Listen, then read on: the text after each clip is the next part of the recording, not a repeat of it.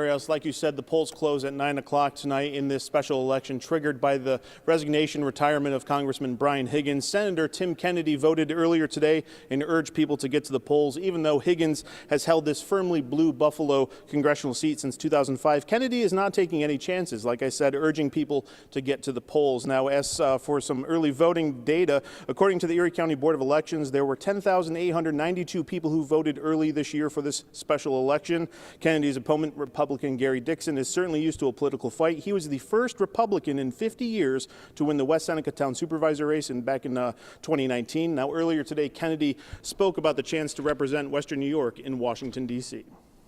This is the end of the special election period. We got to get people out to the polls. We're not leaving anything for chance.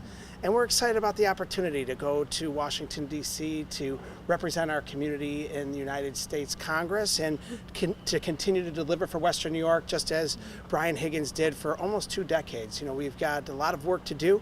We want to keep the momentum moving forward, and we're looking forward to getting to work down in Washington.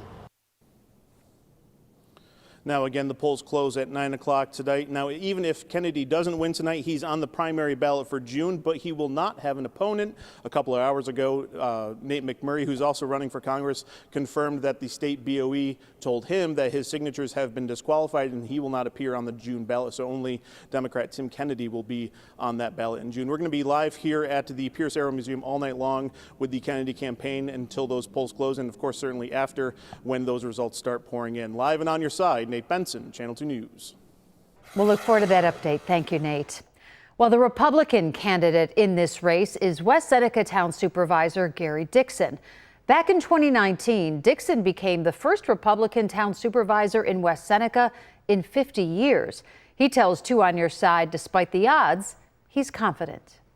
We've been tremendously outspent. You know, he's better well known, and but we'll just have to see. I think we have a message that resonates with everybody, which is the same message I ran on in West Seneca, which is, you know, fiscal responsibility, good government, and we're adding crime and border control as well as education. Polling locations are scheduled to stay open until 9 o'clock tonight.